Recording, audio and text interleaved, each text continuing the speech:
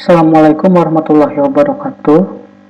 Saya Repandasa Yoga, salah satu dosen dari STEI Al-Amar Subang. Dalam kesempatan ini akan menjelaskan sedikit mata kuliah pengantar filsafat.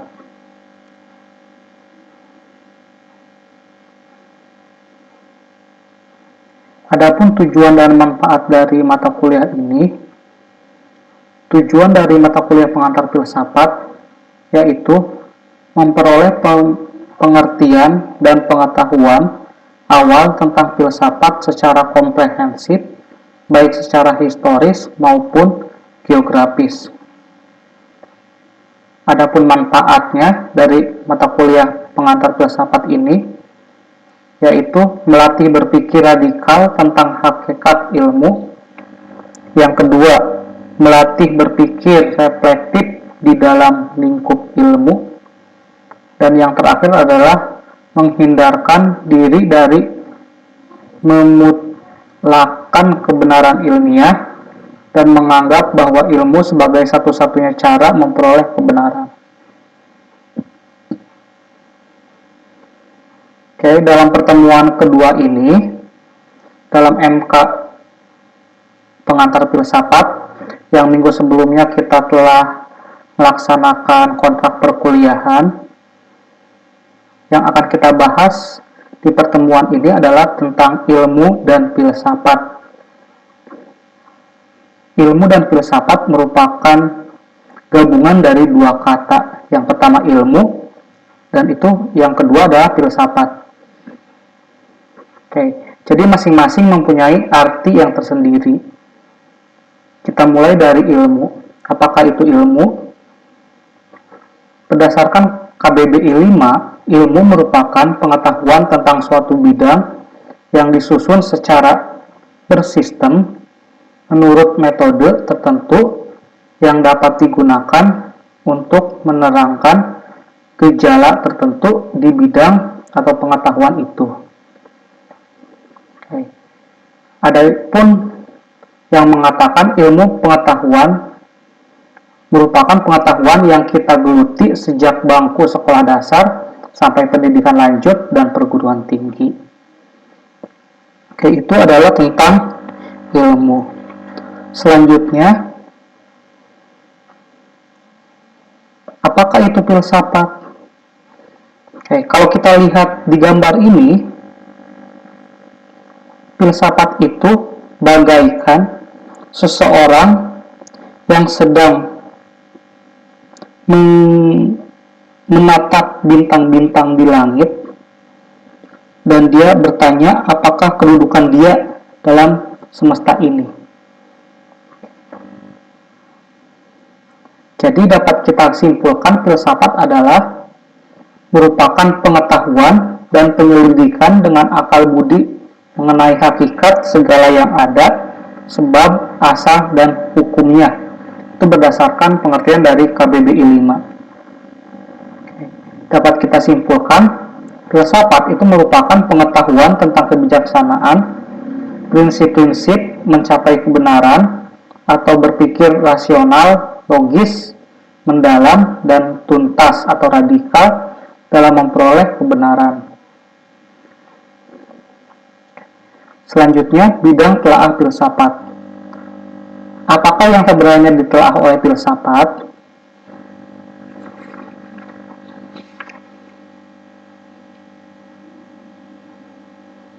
Bidang telaah filsafat. Selaras dengan dasarnya yang spekulatif, maka dia menelaah segala masalah yang mungkin dapat dipikirkan oleh manusia. Sesuai dengan fungsinya sebagai pionir, dia mempermasalahkan hal-hal yang pokok.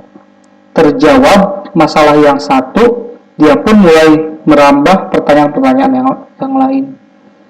Tentunya saja, tiap kurun zaman mempunyai masalah yang merupakan mode pada waktu itu. Selanjutnya ada cabang-cabang filsafat. Yang pertama ada epistemologi atau filsafat pengetahuan. Yang kedua ada etika atau filsafat moral.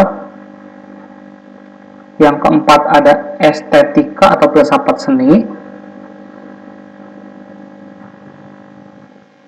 Yang keempat ada metafisika. Yang kelima politik atau filsafat pemerintah. Yang keenam ada filsafat agama. Ketujuh ada filsafat ilmu. Kedelapan ada filsafat pendidikan. Dan kesembilan adalah filsafat sejarah. 10 filsafat hukum. Dan terakhir ada filsafat matematika.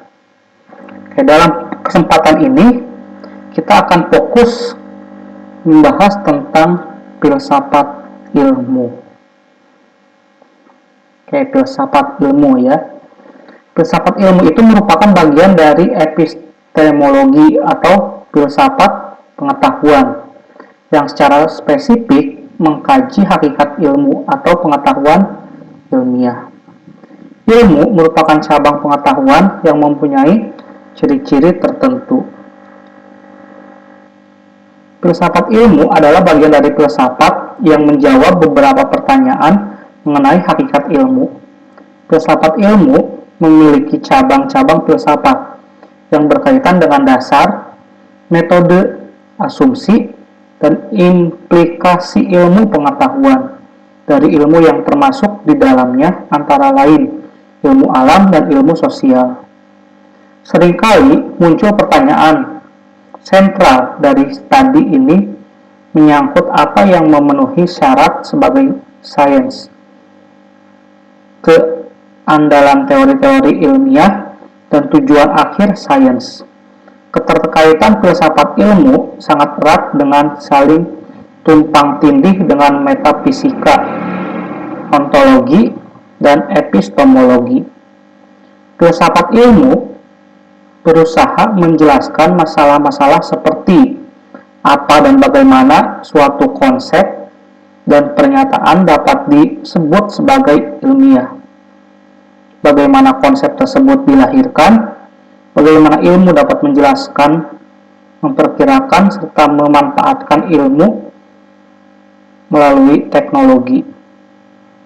Cara menentukan validitas dari sebuah informasi, formulasi dan penggunaan metode ilmiah, macam-macam penalaran yang dapat digunakan untuk mendapatkan kesimpulan, serta implikasi metode dan model ilmiah terhadap masyarakat dan terhadap ilmu pengetahuan itu sendiri. Filsafat ilmu juga tidak terlepas dari landasan aksiologi dari ilmu.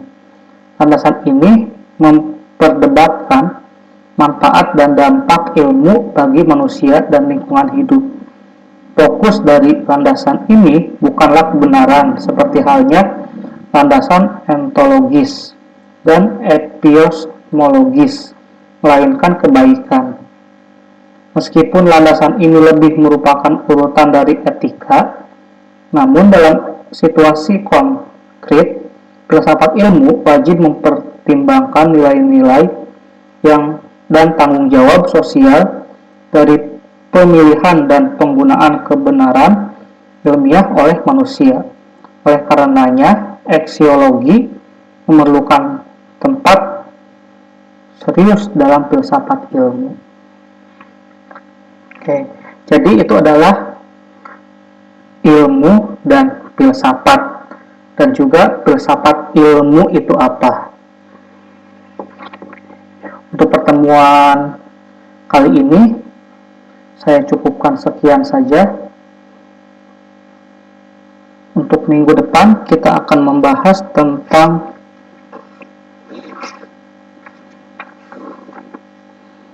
dasar-dasar pengetahuan.